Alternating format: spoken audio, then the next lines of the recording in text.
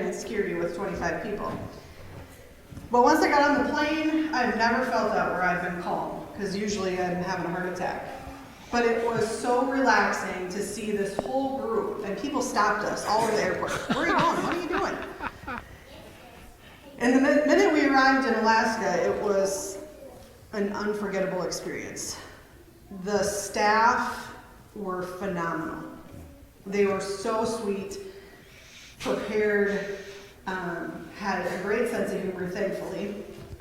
And the first day was extremely long because it took us another it was a 5.5 hour flight and then a 5.5 hour drive. So it was a very long first day. But nobody ever complained. I can't believe there was never complaining. And the staff, every night I would meet with them and they'd say, is there anything we need to do differently? Like, what do we need to change? And like, nothing. And finally, after the third day, I said, why do you keep asking me this question? And they said, because it's not typical for groups to come in and get along, laugh in a vehicle, and razz each other, as they said. They said most of the time it's always quiet in a car. And people are not getting along, or they're complaining about this, that, or whatever. And this group, you never had complaints. There was laughter always. Sometimes there was tears. Not from Brooklyn though. She made her $20. But Monday, our first day at the church, we all worked at the church. And they had this big long list that when we went in on Sunday, a few of us, and we looked at it, I thought, oh my gosh, how are we ever going to get any of this done? And Monday night when we left, the progress that was made was unbelievable. And in the afternoon, I sat there and just was like, how? Everybody worked so hard. It was, we went from this to that to wherever. I need this person, or I need this many people to help me do this. And the kids taking out the logs, the one log, it took 9 of us to get out. It was, and the one was heavier than Levi in the dolly. I think his feet came off the ground when he dumped it. But it was so fun to watch. I mean, they were sweating, it was hot, and it didn't matter. And the amount of laughter during the week made it all the better. Our church partnership was unbelievable. We partnered with Regent Life. They were so gracious to have us. They had supplies, they had tools, they were more than prepared, but they also showed us so much hospitality. We got to eat halibut at this home up in the mountains in salmon. We got to have dinners with their congregation members in their homes or on a boat. Now you're talking. We got to worship with them in their new space and write Bible verses and messages on their concrete floor that will be covered, that will forever be there. We left with friends and are ready to go back. Okay, I have a couple stories I'll tell, and then I want to let everybody else talk. But, you don't want to say anything? Oh, sorry. I know. I have to tell 2 stories. Well, maybe 3. So my dad sat in the front seat of this van for the whole week, and this poor Megan. This girl is a 20-year-old college student. She had no idea what she was getting herself into. And he razzed her for 8 days straight.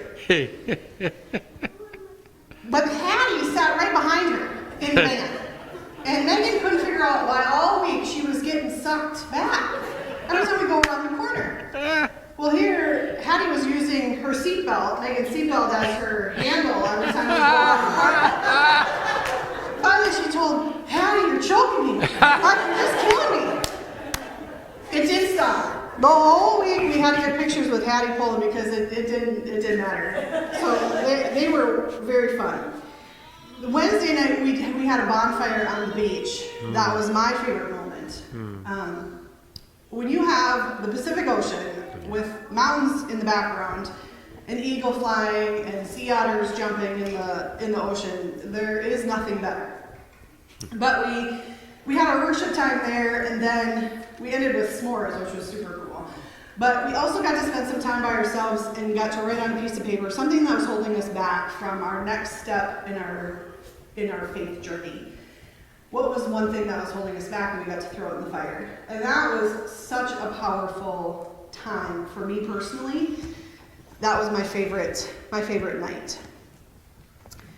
All right, Paul, I'm going to tell your story. This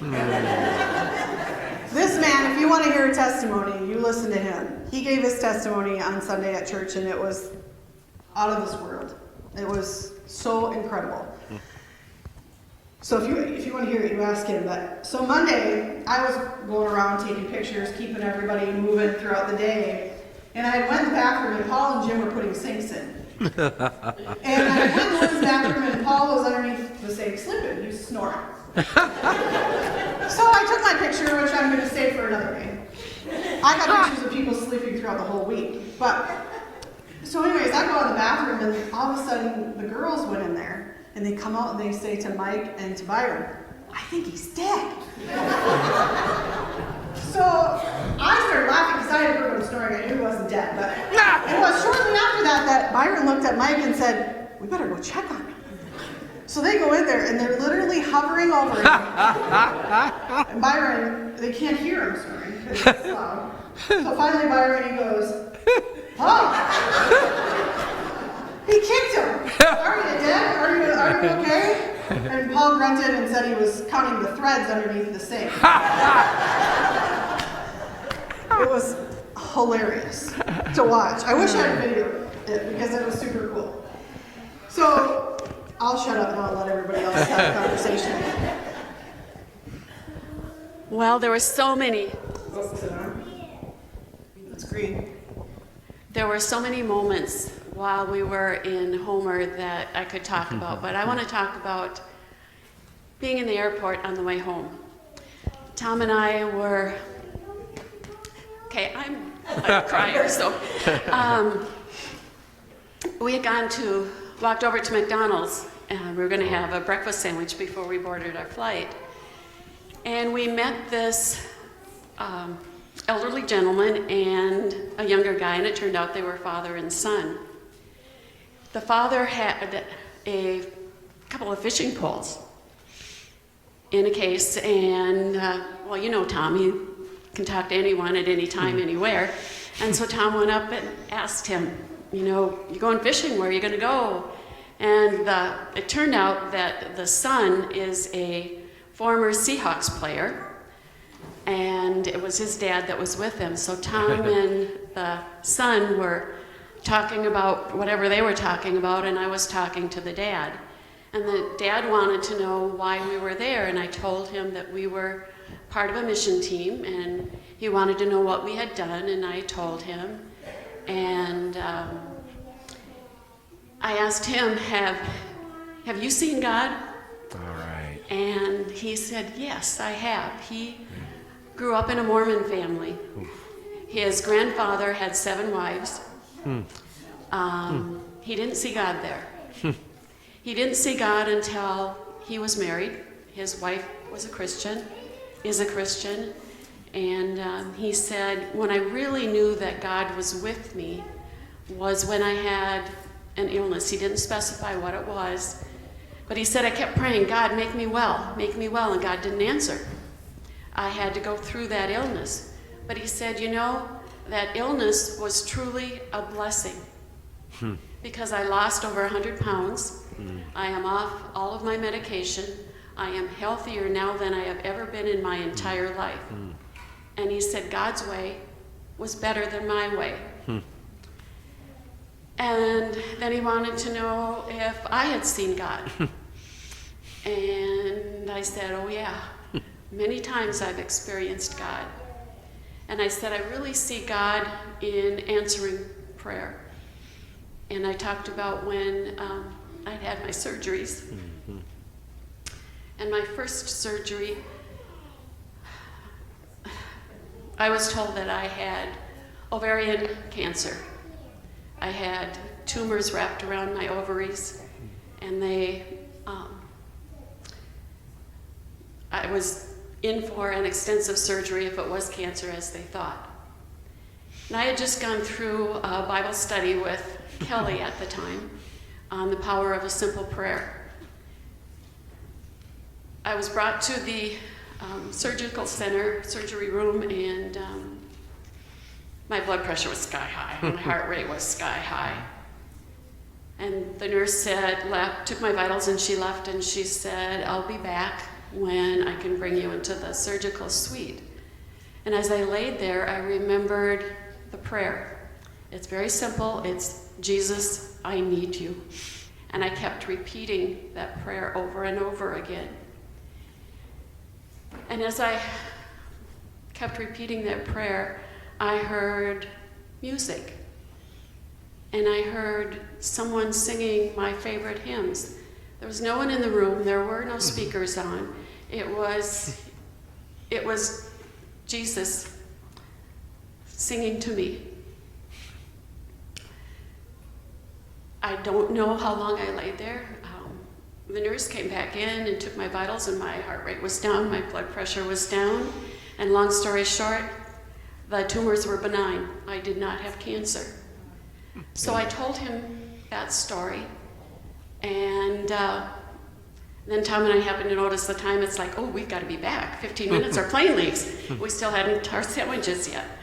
So I said, we've got to go. It's been a pleasure talking to you. And he gave me a hug. And what he said to me is something I will always remember. He whispered in my ear, he said, "As Christians, we don't ever have to say goodbye. I'm going to see you in eternity." So the love of God is everywhere. We can witness to God everywhere, or witness for God everywhere. It wasn't just on our mission trip, although there were many, many experiences there. This happened in the airport, and I praise God for the opportunity to talk to that man. Thank you. I don't have any story to tell like she had, but I think everyone had such a great trip, and I was the oldest, I thought I could be the supervisor, but that didn't work. But we had we had a wonderful church service with the people that were welcoming us, and they just took us into their lives and wanted us to help them a lot, and we did. The kids were wonderful. It was so wonderful to just hear the kids take their turn saying a prayer or doing what they were supposed to do, or helping with the work. One of my main jobs I got to do was go out to a peony farm and work, and we got to pick peonies. Not to save, but we had to throw them away. But it was great, and we learned a lot. We did a lot of group meetings and praying, and it was great. I guess I have two moments that come to mind. When we worshiped at Regent Life on Sunday,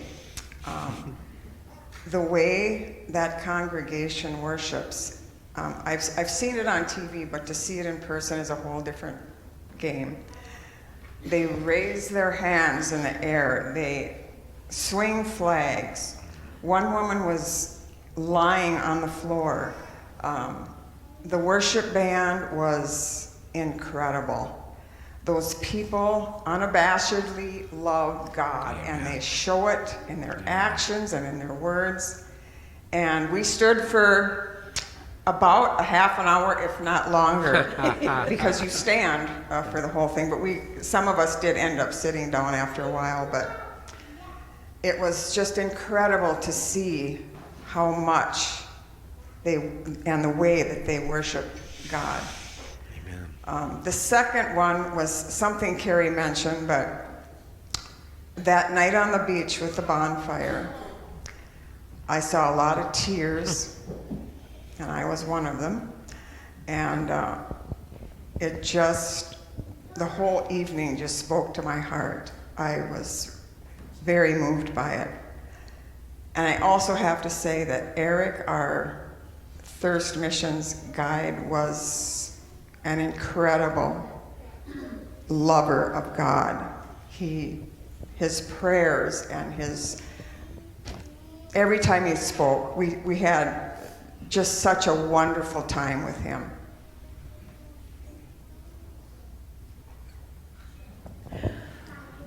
I guess some of the highlights of my week were just getting to know my teammates. From moving in the last year and not really knowing all these people, and just having an exciting time with them and having fellowship with them from the very that first service in Homer, and listening to the testimonies. Paul put me in tears. And yet the rest of the week he kept me laughing. So he's a great person to get to know. Don't let him just sit back in the corner.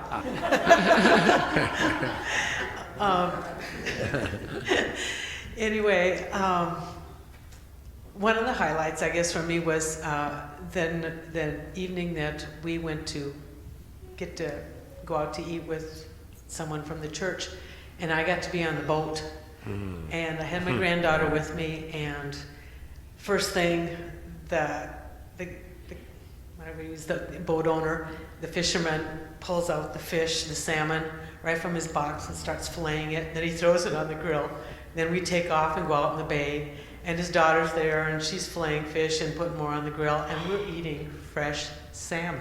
Oh, man. Fresh, that he had just caught, and it was so good. And we just had a great time. We saw some beautiful scenery and everything. A lot of times, because of the forest fires in Alaska right at that time, we didn't get to see the mountains so much, but on that trip that night, the mountains were really clear. Could see glaciers along the mountains. I guess I wanted to share one thing that happened last Sunday as my husband and I were bringing our granddaughter home. She lives in Wisconsin, and we left early in the morning, even though we'd just gotten home around midnight the night before. She wanted to surprise her mom and dad, and just before we got to church, she says, "Grandma, I'm confused." And I said, "Caitlin, what are you confused about?" And she goes, "Well," she said, "I'm anxious to see Mom and Dad, and I'm glad to be home." But she said, "I miss Alaska." She said, "I miss the work that we were doing up in the church up there. And I miss all my new friends." And I think that's what I come away from, that I have a bunch of new friends. We can go to each other. We need prayer, we can go to each other. The kids were a big part of the church, a big part of the group, the things that we did. And I just feel so grateful that I could get to know them too. Lexi stood with me the whole time when I was painting and sanding, and she was right there painting on the peaks. And I was so thankful for her and for the strength that she had. Sometimes these youth, they have more energy and they can do the things that we older people can't do.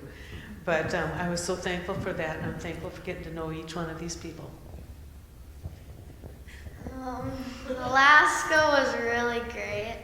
There are so many fun things to do. I have 3 favorite parts. The first one was walking across the water that was melted off the snow glaciers. My second favorite part was face painting the little kids' faces and seeing their smiles. And then my third favorite part was eating the fish on the boat. Oh, wow. Tell them your story. Tell them about your moose.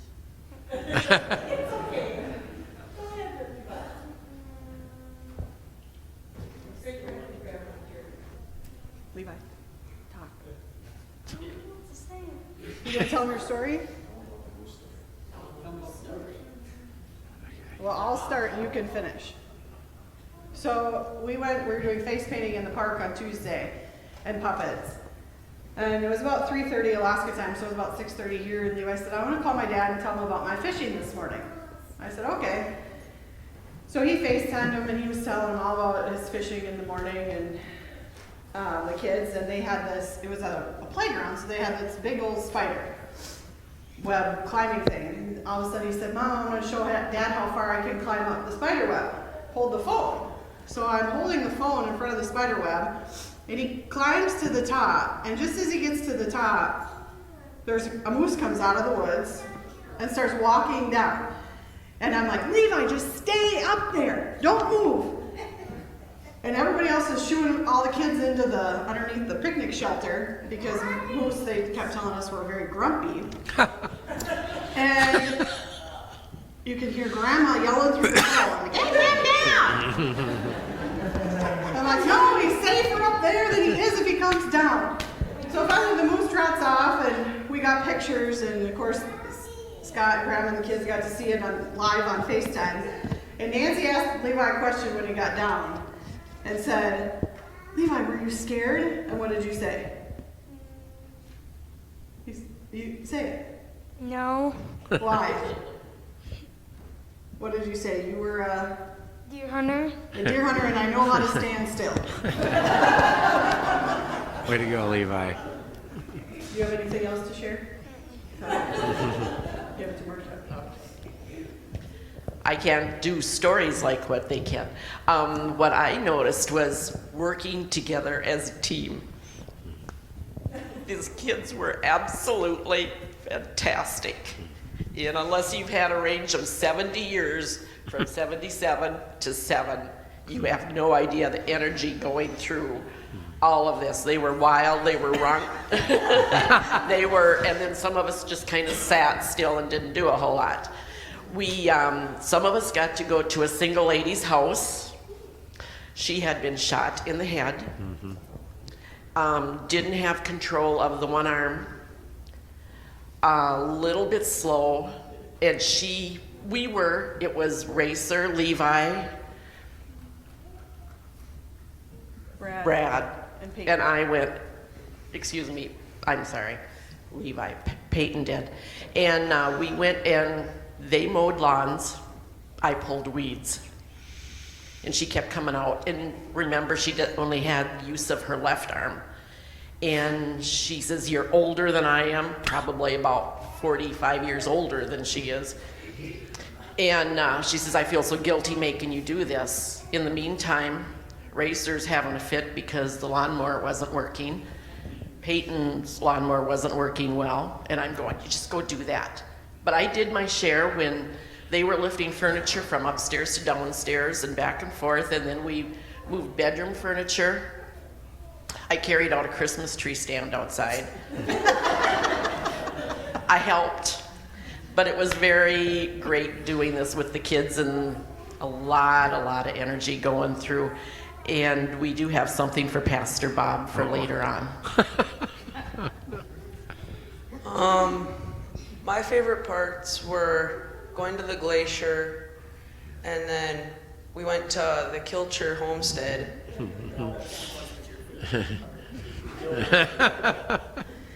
And I met Otto Kilcher, and I couldn't even process what was happening. I didn't even talk. That's great. He just stuttered.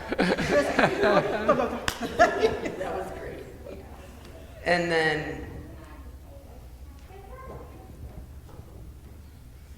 the first day that we did anything was at the puppet show. And we were told to go with signs out that we had puppets and ice cream and stuff. And me and Racer got bored, so we grabbed some sticks, which then they came back from knowing what to do with the church. And Eric, our leader, he's like, "Guys, that's a very poisonous plant." And he said that his friends had it, and they had a rash for 2 years. This is good. Luckily, me and Racer got it washed off in time. So good.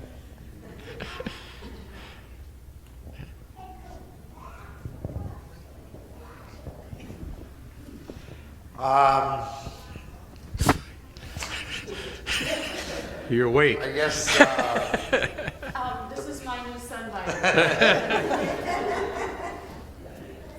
the best part I had, I think, or the biggest memory I had, actually two of them, was the first Sunday there when we got to share statements with the church. It meant a lot to me. Found out that there was people, everybody I was with in the group, I knew most of us. I've grown up with them as a kid. They didn't know actually what I'd been through, and after they heard my story. They were shocked of what I had to share. Some tears are shared while I was there. My two other highlights, I guess, would have to be going halibut fishing. I never got to do that before. That was a blast. I had a great time with that, with all the people that went, helping each other out, catching halibut and doing what we needed to do out in the ocean. And the other thing was, for me, I guess, was bonding with the youth, with the younger kids. I felt I got along great with them. And the first day when they did face painting, I actually let them paint my face while they were doing it. That's good. Well, the highlight wasn't kicking Paul. I just nudged him. He did look like he was dead. But I guess I must have a presence because he woke back up. Yeah, God's presence was definitely there with us in Alaska because we had beautiful weather the whole time. It usually rains probably half the time it should have rained. Well, we were there and it didn't rain at all.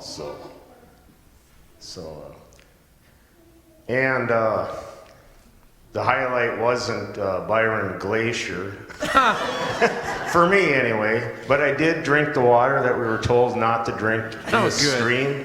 Good. I took a big gulp in my hand, and I got yelled at after I did that. But anyway, Not everybody gets to hike their own glacier. it was a great experience. I mean, all the kids, everybody were, doing drywall. Even Levi comes in here, he wants to try to put a screw in, and the mudding, Hattie jumped right in and started slopping mud on the wall ahead of me. I was taping, but yeah, everybody just, Wow. That's why we got everything done so quick, is just everybody jumped right in, all right.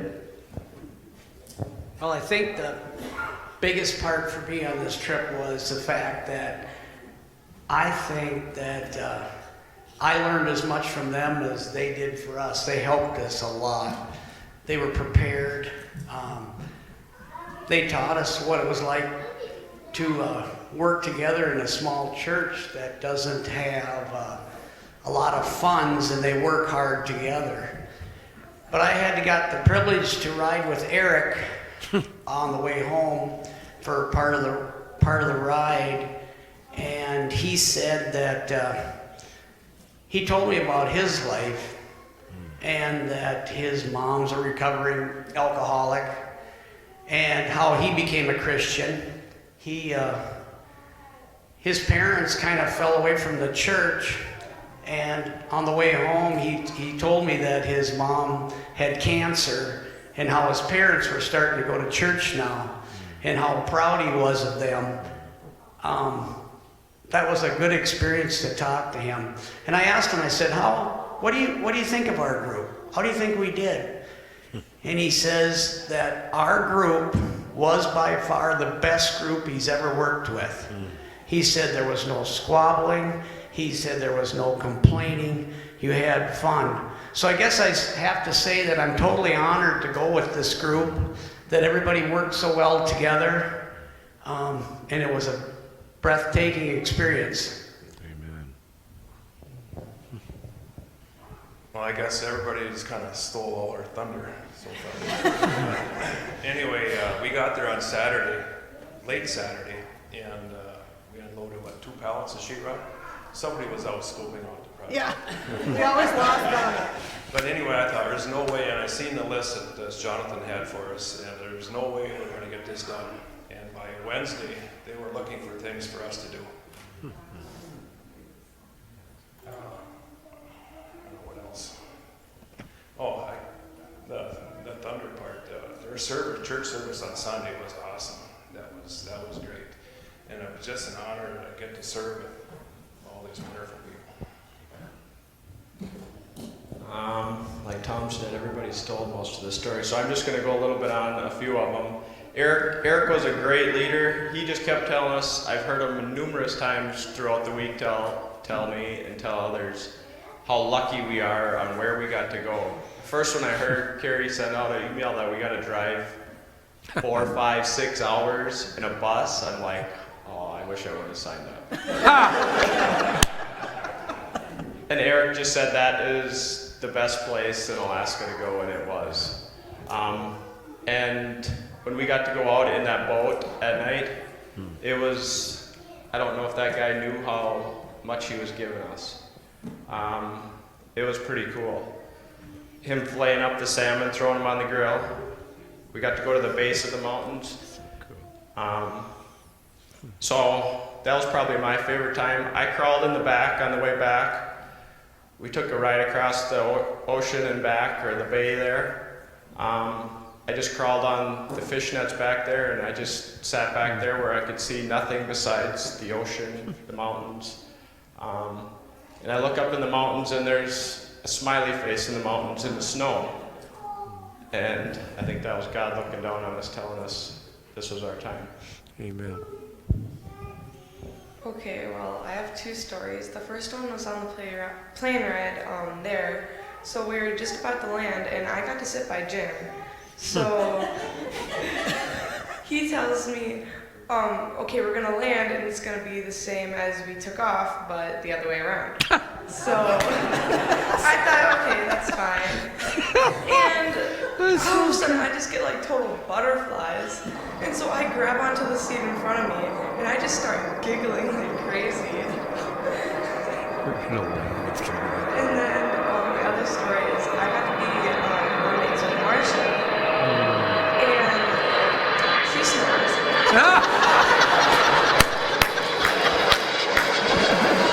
One night it wasn't as bad as the others. That is awesome. Way to go, Marsha.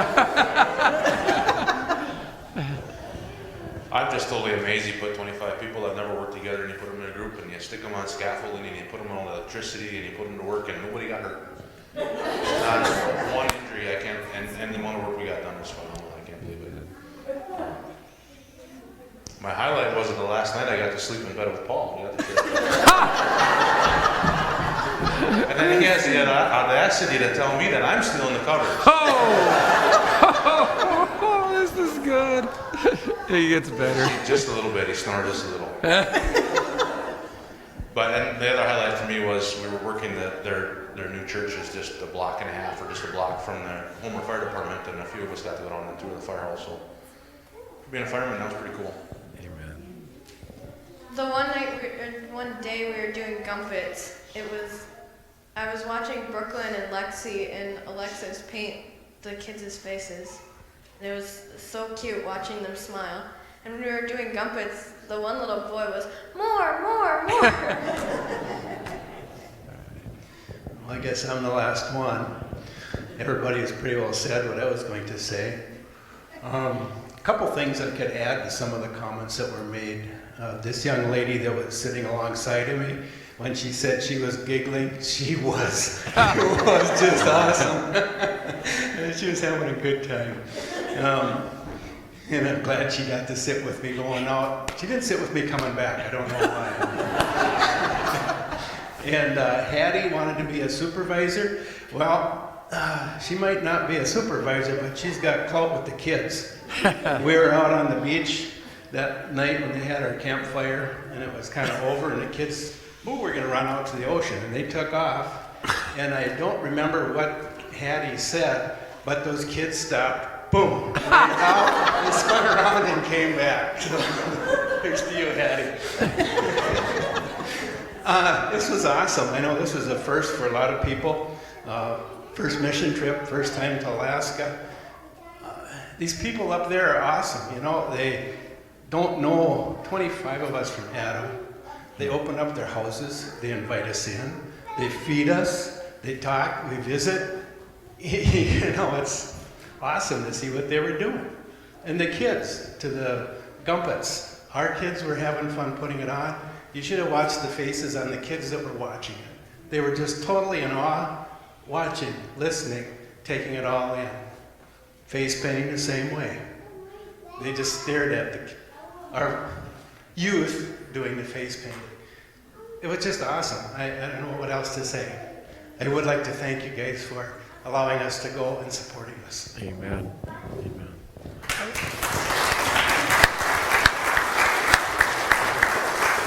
We got a couple people that want to share a few things yet. They're all lining back up. Is it on? Yeah, it's on. It's on? Yeah. The night that we went out for supper with the local people in the parish there, we got to go with Jim and Paul and Nancy and I. Anyway, they started talking about deadliest catch. And Paul, he's watched it from the beginning. And he started talking about, what about this guy? These gals, these 3 gals, all their husbands, the one husband had passed away, but he was a captain on the boat. Oh, and wow. the other 2 were out fishing now. They go out for 3 to 4 months at a time. Paul knew every one of them, and these ladies knew them all too. So that was just awesome. Jim and I and Nancy just sat there and I've got to share one thing that I'd forgotten about with Lexi. We were painting. We were way up on the top, on the peak, outside. And there was this wire sticking out. Oh, no. And we moved it back and forth several times, not thinking too much. It's supposedly for a light. And anyway, Lexi's painting, and she hits this wire with her paintbrush, and it sparks. Yeah, exactly. It was a live wire. She was not electrocuted. So we think over and over how the Lord was watching over us and protecting us. Right away, we let the people inside, and they went and turned off the electricity from that, so we could paint around it and everything. But all this time, we've been moving it around, and it was live. I want to talk about on the way back to the airport. We have some EMTs here. We have Bev, we have Jim, and we have Brad and Mike. We came across an accident, and our buses pulled over. And who jumped out but our EMTs? They truly have a heart of service. It looked really, really bad, but fortunately the driver was able to walk away. But those people, I mean, they flew out of the bus and ran to the accident scene. They truly have a heart of service, and I thank them for that.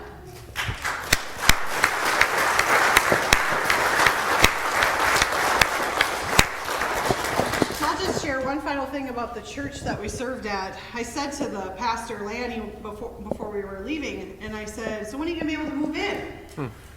And he said, well, we're about $80,000 short. And so until we raised that, because they had to raise every penny to move in themselves. And so, I mean, every ounce of work that was there was volunteer. And so he said that they were hoping to move in by this fall, but they don't know.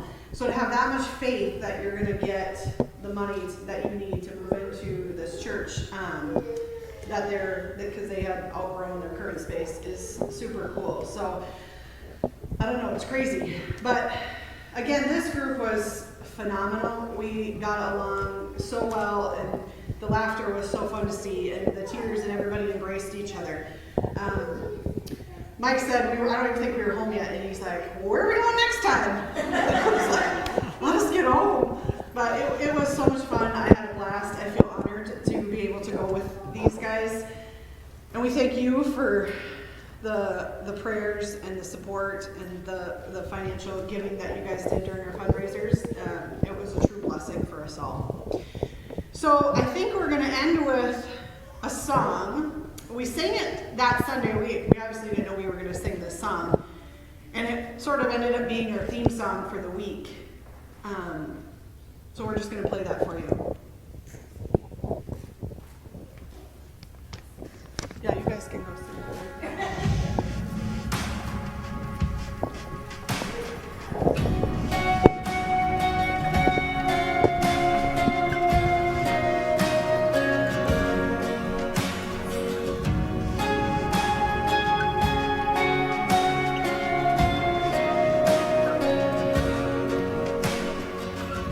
Before I spoke a word, you were singing over me. You have been so, so good to me. took a breath, you breathed your life in me. You have been so, so kind.